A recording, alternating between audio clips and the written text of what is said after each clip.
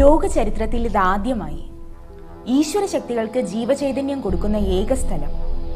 ഇതൊരു ചരിത്രത്തിലും രേഖപ്പെടുത്തിയിട്ടില്ല. ഇതിനു മുൻപ് കേട്ട് കേൾവി പോലുമില്ല.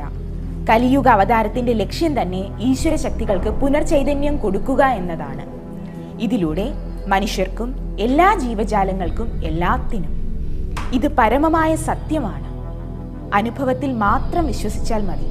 ഇതാ മഹാ അത്ഭുതങ്ങൾ ഭാരതിയമ്മയിലൂടെ എത്തുന്നു.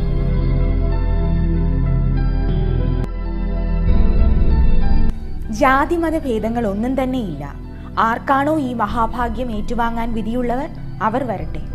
അനുഭവത്തിലൂടെ അവനവന്റെ മനസ്സിലെ കറകൾ ഇല്ലാതാക്കി ഭഗവാനിൽ അർപ്പിച്ച് ഈ മഹാഭാഗ്യം ഏറ്റുവാങ്ങുക. ഈ സത്യം അനുഭവിച്ചറിയുക.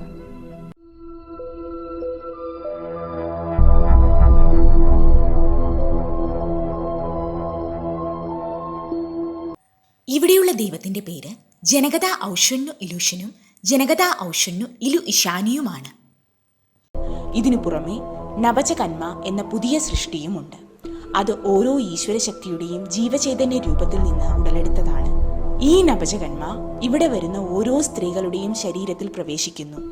അവരിൽ നിന്ന് ഈ സൃഷ്ടി ഭാരതിയമ്മയുടെ ശരീരത്തിൽ പ്രവേശിച്ച് ചൈതന്യമെടുക്കുന്നു. അത് ഇവിടെ വരുന്ന എല്ലാവർക്കും അറിയാം.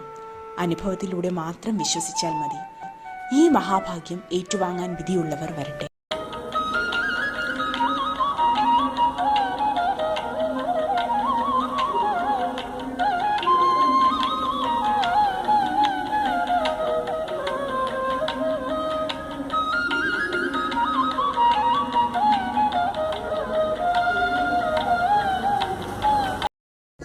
എൻ്റെ പേര് ഷം. ഞാൻ കുറച്ച് മാസങ്ങളായി ആയതേ ഉള്ളൂ അമ്മയുടെ അടുത്ത് പോയിട്ട്.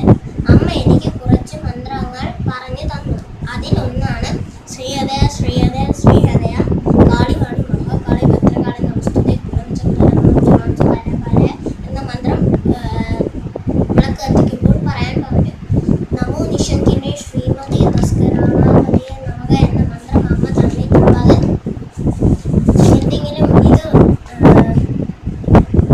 ബുദ്ധിമുട്ട് തോന്നുമ്പോൾ പറയാനുണ്ട്.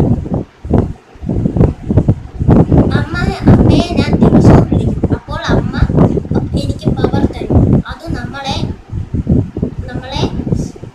പലതരത്തിലും പ്രൊട്ടക്റ്റ് ചെയ്യുന്നുണ്ട്. എന്തു കാര്യവും അമ്മയോട് ചോദിച്ചിട്ട് ചെയ്താൽ അതിൻ്റെ റിസൾട്ട് നല്ലതാണ് അറിയിക്കും. നമ്മുടെ കാര്യം അമ്മ ഭഗവാനോട് ചോദിച്ചിട്ടാണ് പറയുന്നത്. അമ്മയുടെ മഹാഭാഗ്യം കിട്ടാൻ വേണ്ടി അമ്മയിലൂടെ കിട്ടാൻ വേണ്ടി നമ്മൾ അമ്മയെ വിളിച്ച് എന്ത് ബുദ്ധിമുട്ടുണ്ടോ അതൊക്കെ പറഞ്ഞാൽ അമ്മ ശരിയാക്കി തരും. നന്ദി, നമസ്കാരം. ലോകാ സമസ്ത സുഖിനോ ഭവന്തു.